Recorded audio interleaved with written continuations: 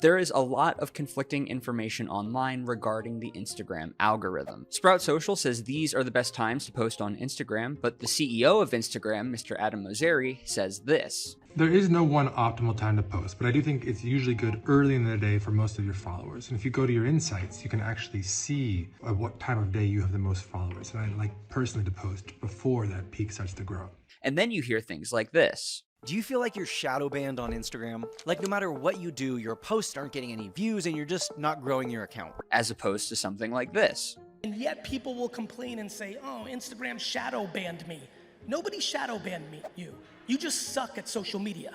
And everyone is saying that Reels are the best place to go in 2023 and beyond because that's where everyone's attention is. But Mr. Mosseri had this to say about that as well. They spend more time in DMs than they do in stories, and they spend more time in stories than they do in feed. Yet people think of Instagram as a feed, and it's the third most important surface at best. And so look, I don't blame you if you get overwhelmed and frustrated trying to figure out why posts that used to perform really well are now, well, performing less than ideal. But let's take a deep breath. And I'm going to explain to you the Instagram algorithm, how it actually works, and along the way, I'm going to be giving you some actionable steps that you can take today to start getting more views on your content. So the first thing we need to understand is that the algorithm isn't really the algorithm. It's not just one algorithm that decides if content is good or bad, that pushes the good and throws away the bad. It's actually a series of different algorithms that work together with one common goal in mind. Keep the user on the app as long and as often as possible. So what I mean by that is stories, reels, feed, explore, and even search all have their own different algorithm that uses what's called signals to more or less track what you're likely going to be interacting with on the platform. So this is like the genre of the content, whether that be photography, finance, comedy, things like that, and even comes down to the format of the content. So if you miss when Instagram was all about photos, well, according to Mr. Mosseri, if you interact with, like, share, and save photo content, then it should make its way back into your feed. It should. So as we know, there are a lot of tiny moving parts involved here, so let's start with where everything else started, which is the feed. So they say the purpose of the feed is to help you catch up with friends, family, and your interests. So with feed, what they consider is recent posts shared by people that you follow.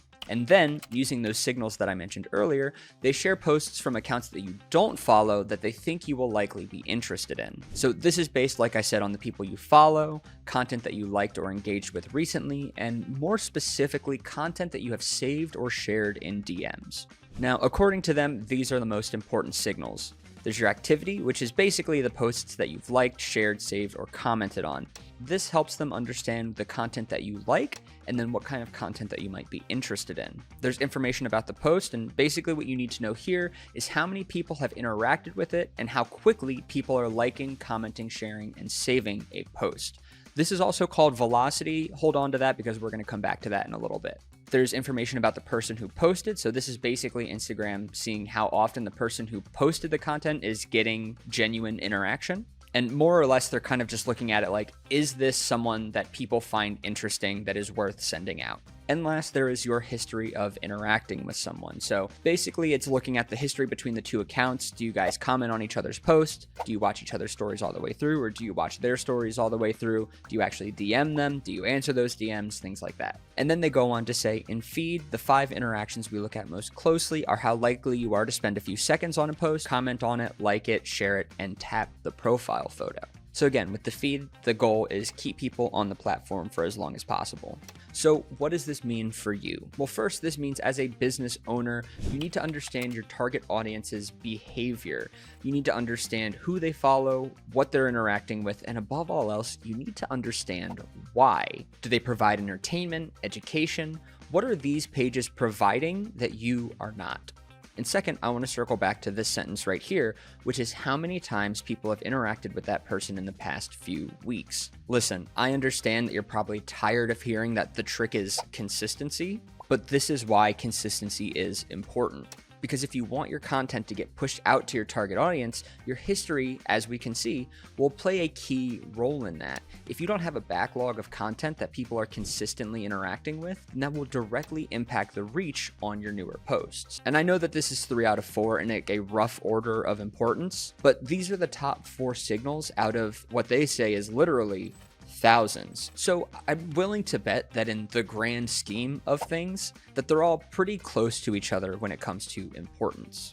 So to expand your reach in the feed, there are a few things you need to focus on. One is going to be the time that you're posting. So if you go into your analytics, you can actually see when your followers are going to be most active, and it'll let you know the best times to post. I recommend doing it just before everybody is going to be the most active for the best possible chance of reaching as many of your followers as you can. And this will directly affect the second point, which is velocity. Now you need to focus on your velocity because if a lot of people are interacting with your content as soon as you put it up, that is a very strong signal for Instagram to say, hey, this is a really good piece of content in this niche. We should push it out to other people who are also interested in content like this. The third thing we're going to focus on is watch time. So if you've ever seen a reel that's like 2 to 3 seconds long and there's text that says read the caption or details in the description, this is why they're doing that. Because as you're reading that reel is getting played over and over and over again. That has a 100% view rate. So if you have watched that reel 4 or 5 times all the way through while you're reading the caption, that is a strong signal to Instagram that says, hey, they must really like this video. Let's push it out to other people. And then again, above all else, you have to focus on consistency.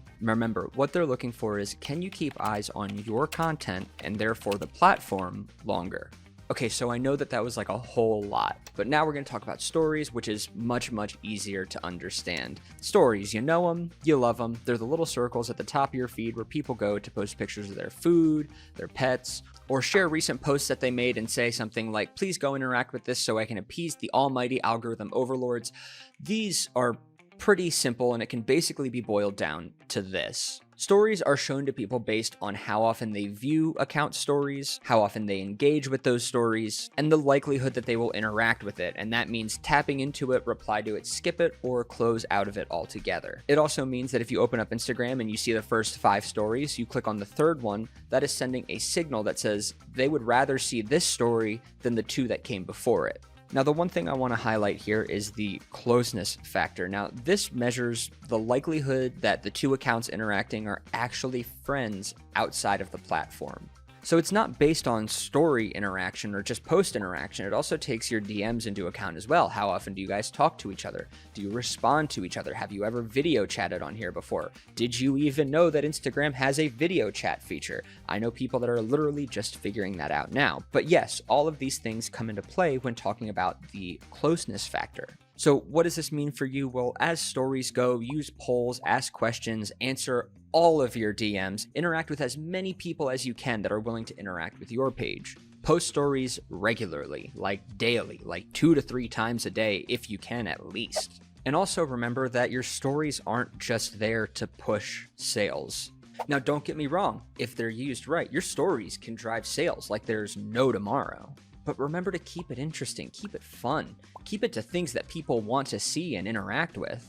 Go into your analytics on Instagram, see what stories people have interacted with the most, see what people are skipping, see what makes them close out of stories altogether, and use that as your base to decide, okay, this content works on stories, so we're going to keep doing this. This content bombs on stories, so we're going to stop posting that. So the Explore page pretty much operates on these same rules as the feed. One of the only real differences is that it's meant to show a more balanced mix of photo and video content without really any bias towards one or the other. The other difference is it's a lot harder to rank here. Because this is the Explore page, if you want your content to show up here, it's gotta be some of the best that you can find within your niche. I mean, if any posts have velocity, generally speaking, it's gonna be something that's on the Explore page. And I hate to sound like a broken record here, but this is tough love. I'm saying this for you. Consistency is key. I mean, they literally say it right here. So in terms of what this means for you, well, I mean, this is like a blueprint for what kind of content your target audience is interacting with, and therefore the type of content that you should be putting effort into.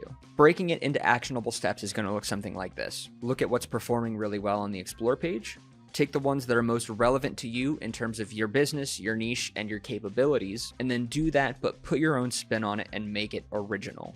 So at a first glance, it looks like Reels follow the same signals as the Explore and the Feed, but there are a few things here that you'll find if you read between the lines, and I just want to point some of these out. Now, the most important things that they look for, and this is their words, not mine, are the likelihood that you reshare a reel, and this goes back to what Mozeri was saying about stories and DMs being the most used part of the platform, how likely you are to watch a reel all the way through, how likely you are to like it, and then this is one that a lot of people don't think about, but this is how likely they are to go to the audio page when they see your reel. Now that's important because that signals the idea that this reel inspired your viewer to create their own reel.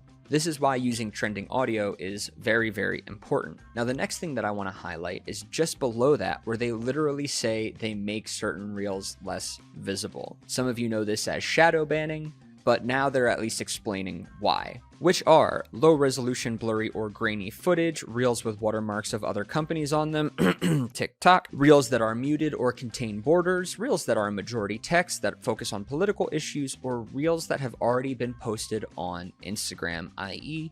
not original content. And this is why it's important, like I said earlier, to put your spin on things, because if you're just posting literally the same exact thing, it's not original. And Instagram is rewarding original content. So what does this mean for you? Well, basically it means that quality actually matters. Shaky footage from an old iPhone isn't gonna cut it anymore. Now, I'm not saying to go out and drop thousands of dollars on new camera equipment in order to make better content. You don't need that. But put a little more thought into your content. Be intentional with your content. So it means things like don't put horizontal photos in vertical video templates. It means get a tripod for your phone or some sort of stabilization device. Get a cheap little ring light so that you have better control of the light in your photos and videos. And above all else, it means make sure your content is tailored to your target audience.